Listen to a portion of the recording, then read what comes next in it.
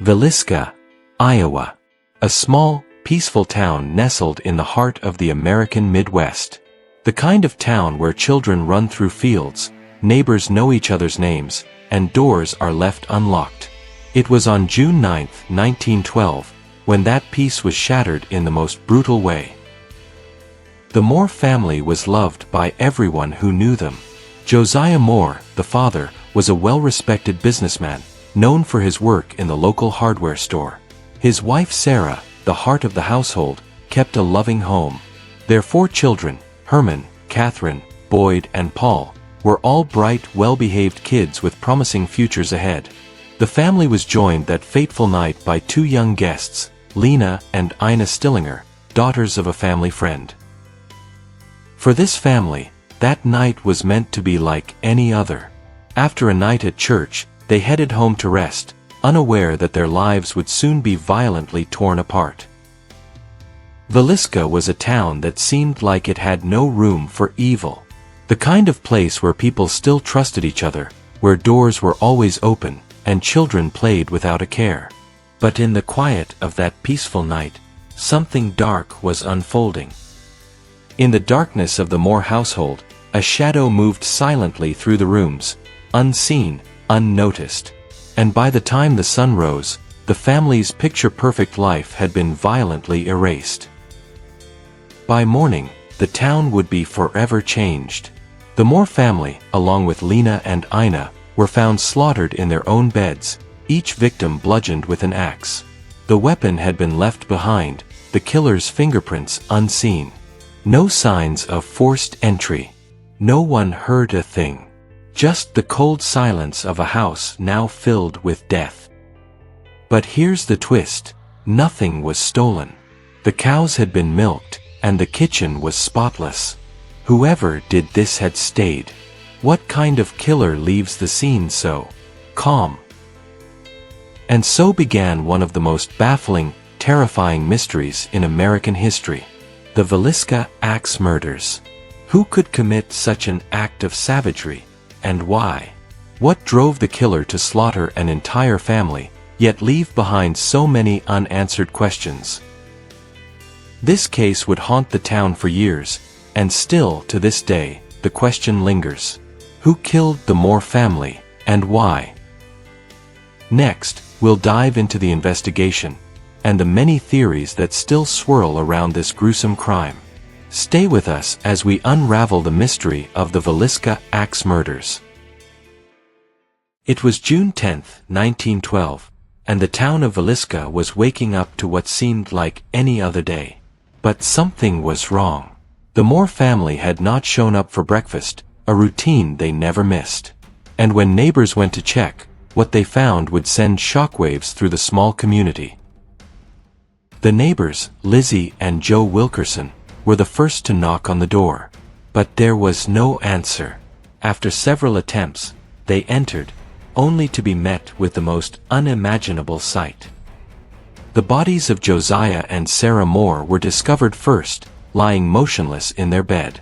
But it wasn't just their deaths that were terrifying, it was the brutal nature of what had been done. Josiah and Sarah were both struck multiple times with a bloody axe, the weapon of choice. But the true horror lay in the sheer savagery of the attacks. The children, too, Herman, Catherine, Boyd, and Paul, were found slaughtered in their beds. And not just them. Lena and Ina Stillinger, 2 young guests who had spent the night, were also murdered in the same manner. But there was one detail that kept everyone asking, why had nothing been taken? Nothing was stolen. There were no signs of forced entry. The house had been meticulously cleaned, the cows had been milked, and the kitchen was spotless. The killer had stayed, but why? What did it mean? As word spread, the entire town was paralyzed by shock and fear. The Moore family had been pillars of the community, loving, hard-working, and well-respected. To imagine such brutality happening right in the heart of Villisca was incomprehensible. What kind of monster could do something so unspeakable in a place so peaceful? But the town wasn't the only one in shock. The investigation into the murders quickly began, but the mystery deepened. The killer had been methodical, staying inside the home for hours after committing the murders. Why clean up? Why milk the cows? It didn't make sense. The emotional toll was immediate. Friends and family members, devastated by the loss, were left wondering, how could something like this happen? How could anyone who knew the Moore family be capable of such horror? The residents of Villisca knew each other well, too well. And yet, this crime felt as though it was committed by someone who had been invited into their lives. The sense of betrayal was as strong as the fear. The town was left wondering, how could someone they knew, or even trusted, be behind this heinous act? The investigation had barely begun, but already there were more questions than answers. Who did this? Was it a local? A stranger? A friend? The people of Villisca were desperate to know, desperate for closure. But the only thing certain was that the nightmare was far from over. In the days following the murders, the quiet town of Villisca was shaken to its core. The local police wasted no time in starting the investigation. Hundreds of suspects were questioned, and the entire town was on edge. The sheriff and his deputies were desperate for answers, yet no one seemed to have any idea who could be responsible for such brutality. The more they searched, the more the case seemed to spiral into confusion. Theories started to emerge, but with each new lead, they seemed to open more questions than they answered. No one could make sense of it. Was it a random act of violence? Or was it something more personal? One of the first suspects to emerge was Frank Jones, a well-known local businessman. Jones had a long-standing feud with Josiah Moore, the Moore family patriarch. It was rumored that Jones harbored deep resentment toward Josiah. Some even believed it was about a business dispute. Could this bitter rivalry have led to murder? With a motive that seemed clear, Jones was quickly drawn into the investigation. But there was no concrete evidence linking him to the murders. And as investigators dug deeper, other theories started to surface, ones that raised even more questions. As the investigation widened, a chilling new theory began to take hold. Some speculated that the murders weren't random at all.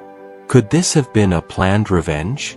Or was this an act of psychosis? Some even suggested that Josiah Moore himself may have been the target, with the others, his family and guests, caught in the crossfire. Was this a personal vendetta? Was the killer someone the Moore family knew? Or could this be the work of an outsider, a drifter, a psychopath, someone with no ties to Villisca at all? Theories ran wild, each one more terrifying than the last. But none of them could answer the most important question. Who was the killer? Why would someone commit such a brutal crime in a town so full of trust and neighborly love? Witness testimonies were all over the place. Some claimed they saw suspicious figures near the Moore home in the days before the murders.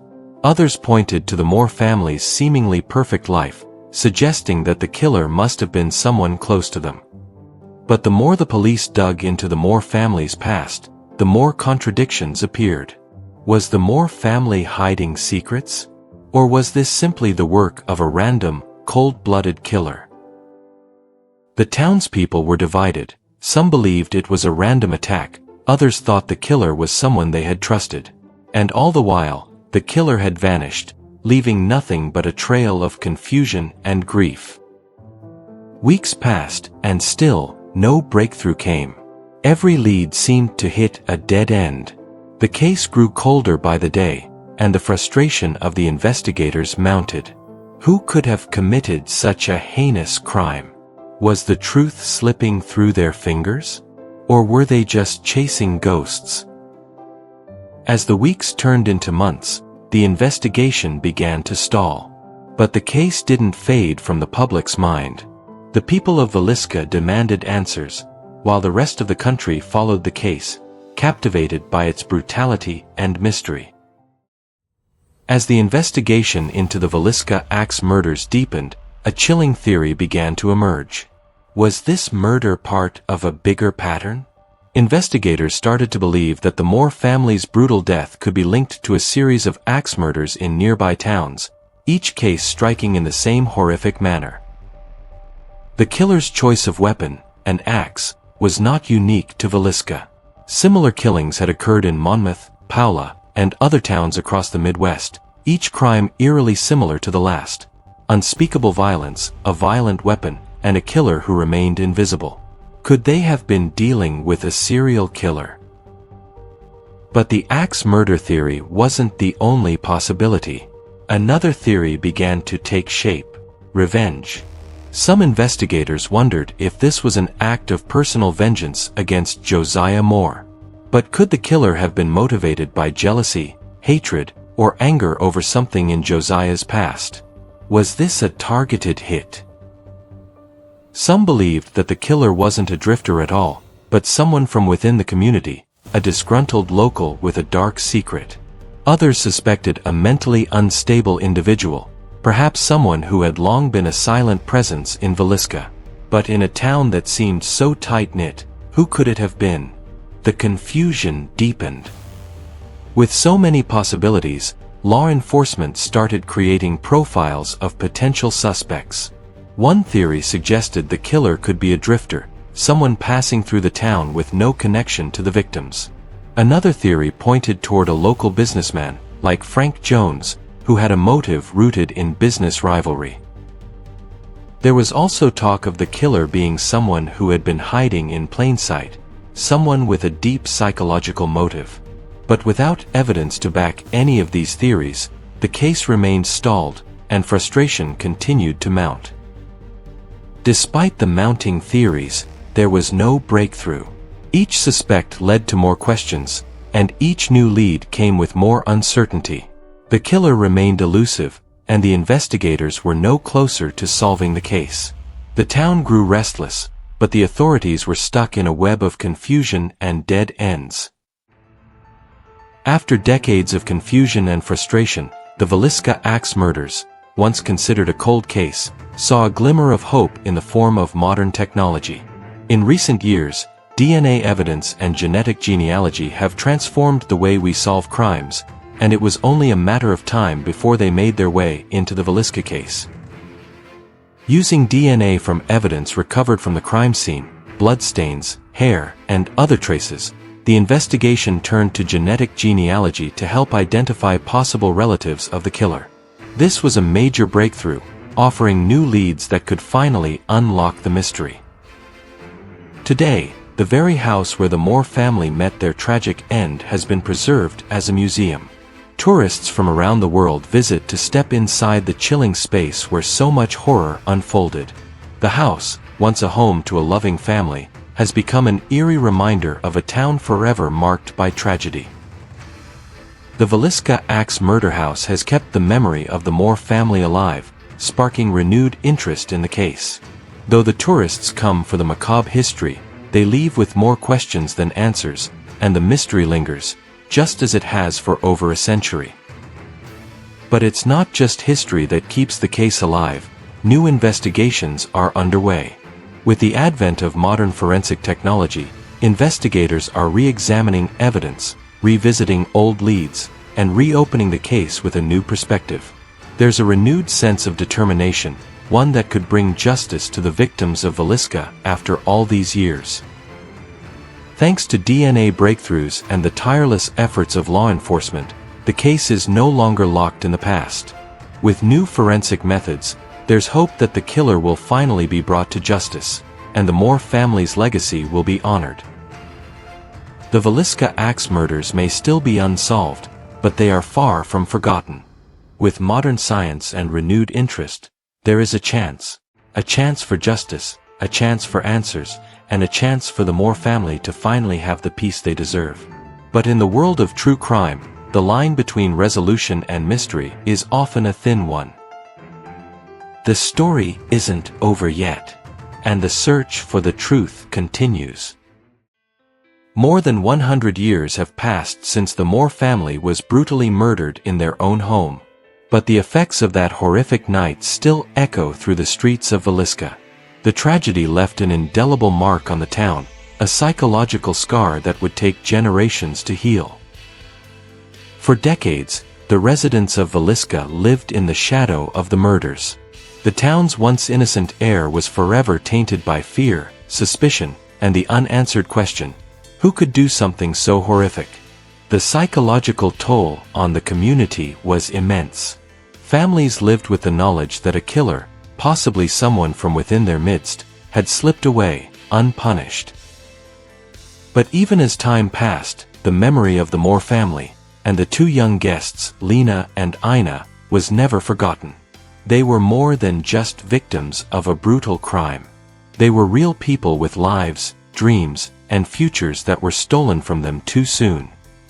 Their legacy lives on, not just in the cold, unsolved case, but in the hearts of the people who remember them, in the family members who still search for answers, and in the way this crime continues to haunt Villisca's history.